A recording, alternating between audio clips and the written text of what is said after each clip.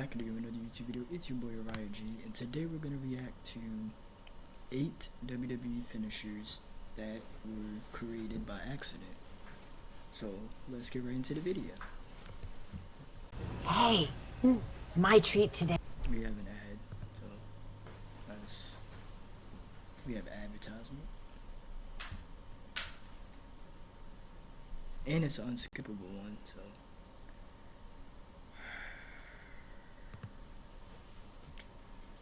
This one's a minute ad. Okay. Miss Becky Lynch's face. A wrestling move being created out of a botch is kind of rare, as usually if a botched version of a move leads to a somewhat riskier move being creative, then it's unusual for the move to be repeated, never mind become famous around the world. But in these instances, wrestlers actually stuck with that move, and some even made it their actual finisher. Join us now as WrestleMania looks at botches that led to a new wrestling finisher being created. Number 1. South of Heaven. A Damian Priest South of Heaven finishing move is currently one of the most protected and credible moves in WWE right now. It's a nice move. It looks like the rock bottom and then like into a slam. The move even won Priest the world title at WrestleMania 40, and the move stands out thanks to being a variation on the popular chokeslam that has dominated the wrestling scene for decades. Now, believe it or not, so yeah, like a choke slam with a mixture of a rock bottom into a sit out slam, like where he sits. Cause I can't really say a power slam, so. Finishing move surfaced thanks to a notable botch, as Priest managed to fall whilst delivering a standard chokeslam. Speaking of Fightful, the former world champion discussed the unique origin of his finishing move, saying, "For the South of Heaven chokeslam, I was training at the old Monster Factory, and at the time the trainer on Sundays was Jim Molyneux, who was a referee for ECW. It was before I had my first match, and he was telling me, we're gonna come up with a finisher for you. Try a chokeslam. The reason why I got into pro wrestling was because of The Undertaker. I was a big fan and just everything about him. When he said try a chokeslam, I got excited, and for the first time I tried it, it didn't come out smooth. Then I tried it again and I fell. When I fell sitting down, maybe because it was a big guy I was trying it on." A Priest went on to say that the next time he did the move, he purposely fell, and the South of Heaven was born as his primary finishing move. Number 2. Tiger Driver 91. The Tiger Driver is a move that is commonly used outside of WWE, yet the origins of this move are interesting because the move was created completely by accident. Mitsuhara Masawa was the man often cited as being responsible for the move, and the story goes that Masawa attempted a powerbomb and he encountered an unexpected hiccup. His timing was slightly off and his opponent's body didn't land in the traditional way. The move Masawa had that looks like he landed on his neck, like a concussion or something. Accidentally created was the Tiger Driver, and it would soon obtain a reputation for being one of the most deadly and legitimate moves out there. Number 3. Powerbomb. Speaking of the Powerbomb is another move that became a new move virtually out of nowhere. The origin of the move goes back to the 1950s, and when NWA champion Lou Thesz and fellow legend Antonio Rocco were wrestling, a piledriver spot was about to go down, and the two men inadvertently created the Powerbomb. When the two realized that the move was unique and received a thunderous reaction from the crowd, the move managed to be a regular feature in the matches as the years went on. By the time wrestling arrived in the 1990s, numerous wrestlers in major companies had adopted the powerbomb as their primary finishing move. Whilst the first powerbomb was rather dangerous. Yeah, there's definitely like a lot of different variations of power bombs. You have the jackknife power bomb, the regular power bomb, the Vader bomb. I could be wrong. I think that's what he just did. To look at, especially when you consider that the move was supposed to be a pile driver, the move would evolve as the years went on, and there have been endless variations seen over the past 2 decades. Number 4. Trick Shot. And then you got the Kevin Owens, the pop power bomb. A Trick Williams trick shot finishing move didn't surface via a botch. However, the move was never planned and it was never improvised in the middle of a featured match. When Williams was wrestling Ilya Dragunov, Williams decided to hit a running knee out of nowhere, and this is where the trick shot finishing move would be born. The former NXT champion discussed this during an interview with Fox Sports Happy Hour. "I would say it was actually accidental. It was Ilya Dragunov, Trick Williams too. It was just a fight. It was a fight. He's hitting me in the face, he's hitting me in the mouth, he's trying to inflict so much pain. At this point I'm like, I'm gonna hurt you. Whatever happens, happens." The first thing that was like off the script moment. That came to my mind is, I'm going to put my knee right in the middle of his forehead.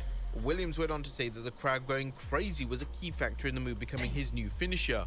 I went for it full speed. He hit a backflip, his face was bleeding, and the crowd was going crazy. I was like, this right here should be my new finish. I was doing the spinning trick kick before, but in that moment with Ilya Dragunov, when it came down to it and I wanted to hurt you and inflict as much pain as possible, putting my right knee in the middle of your forehead seems like a pretty good idea. Williams was definitely right in using the knee as his new finishing move, as the best moves in modern wrestling are those that can be just hit out of nowhere, and this was most definitely the case with this particular finishing move. Number 5, the diving headbutt. A wrestler The diving headbutt. I feel like, that's gonna hurt your head, pause, and it's gonna hurt the opponent's head, because, like, think about it. You're doing a diving headbutt across the ring. Chris Benoit, I don't really know too many wrestlers that used to move, but I can say it is a dangerous move. regretting their own finishing move is uncommon in the wrestling industry, as traditionally the wrestler will take great pride in their move. However, when the move has a somewhat negative reputation, it's sometimes best that that wrestler distances themselves from the move entirely. When it comes to Harley Race, in his later years, he spoke out about how much he regretted the diving headbutt move, and it's easy to see why. The diving headbutt is a controversial move, mainly because it's seen by I didn't even know Harley Race used to move, but that was like before my time, so. many as dangerous, and numerous wrestlers who use the move as a finisher have gone on to have lifelong issues with their necks. According to Race, the move itself was created accidentally, and it's And easy then I forgot that Daniel Bryan did the move too. to see when this watching early versions of the move, as it often looks sloppy and awkward upon execution. It's likely that Race went for some kind of splash, but managed to botch the move and managed to do damage with his head. Due to the move looking unique compared to every other high-risk move, it naturally just stuck as his finishing move. Number 6, the End of Days. And the End of Days managed to become one of the most protected finishers of the past decade, and this was without a doubt the correct approach to take This is a good move too. I actually like this move, the End of Days. in terms of the presentation and booking of the move, as the End of Days looked incredible whenever Baron Corbin would deliver it, and the move stood out for all the right reasons. Now, an interesting story about the move is that the move surfaced when Corbin was just playing around at the WWE Performance Center. Corbin shared this fascinating story during an interview with Chris Van Vliet, saying, "Same with Deep Six too. We were playing around that." And then, like, what I don't understand is they made him Money in the Bank. He was a good wrestler, but they didn't push him to the top. They didn't make him champion. Instead, it was a field cash-in. And then they turned his gimmick into Happy Corbin. And then what happened after that? He went to NXT. Because you remember, when he cut his hair, they wanted to make him look corporate. So, At the Performance Center, we had a crash pad ring. We can go in there and try things, and a kid named Sammy Callahan, I was playing around with him in the ring, and he does this thing where he springs off the bottom rope and catches you for a DDT. And I was just messing with him, and he jumped and I caught him, and I did the End of Days on him, and we both sat up and looked at each other like, wait a second, what was that? Corbin went on to say that he would proceed to redo the move, and then he would send the footage to WWE official Billy Gunn for approval, and the rest they say is history. Yeah, like, that's something cool, and then I just did it. I was like, dude, and I filmed it, and at the time I sent it to Billy Gunn. I was like, yo, I think this is my finish, because I was really trying to find a finish at the time. It's like, that's awesome. I'm gonna use it tonight against the Shield. And I said, don't you dare, I will fight you when you come back. And he didn't, he was just messing with me. But so it was a complete accident, and it's just been something that really kind of put Billy Gunn said this to him? me on the map. It's a cool, unique first time ever seeing this finish, and then I protected it with every bit of my might. WWE rarely commits to protecting a new finisher to the level they did with the End of Days, and it was definitely a factor in the move getting over to the level it did. Number 7, DDT. It's difficult to find a modern wrestling match without some form of a DDT featured within it, and the unbelievable thing about the move is that the legendary Jake the Snake Roberts created the move thanks to a notable That makes sense. botch in a match. According to the WWE Hall of Famer, he had a front face lock on a wrestler and then he awkwardly tripped over. This ultimately led to the creation of the iconic move.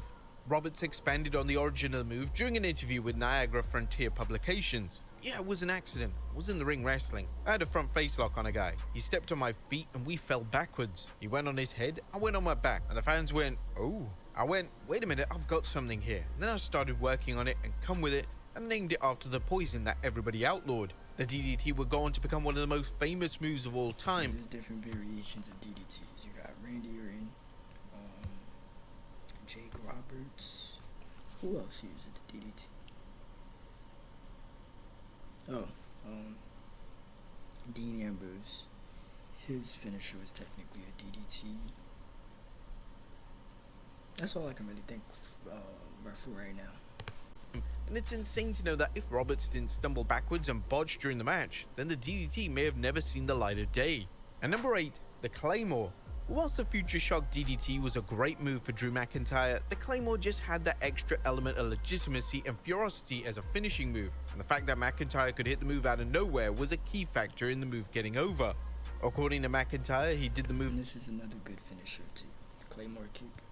Initially during his 3MB days, and the move surfaced due to a botch with his wardrobe. The former WWE champion revealed during an interview with KWCH that due to his in-ring gear being so tight, he was forced to kick up his other leg when executing a kick, and whilst the move looked fantastic, he ended up legitimately knocking himself out. I was in a match when I was younger and I was wearing tight leather pants. I ran to kick a guy in the face and the pants were so tight I had to kick up my other leg. I accidentally spun and landed on my head. I kicked him in the face and Damn. So he, at first, he did the finisher first time, got injured, but was able to craft the finisher and perfect it in his way. Now he uses it on a regular basis. then I knocked myself out. When I saw the footage back, I thought, wow, that is great. If I could figure out how to do that move without knocking myself out and maybe not wearing those tight leather pants, I'm jamming. The Claymore became McIntyre's primary finisher in 2017, and the move has managed to defeat names such as Brock Lesnar, Randy Orton, and even Cody Rhodes. But there you have it, folks. Alright, that was 8 WWE finishers that were created by accident. Subscribe, like, comment, tell me what you guys want to see next in the comments down below. I got more videos coming. Stay tuned, and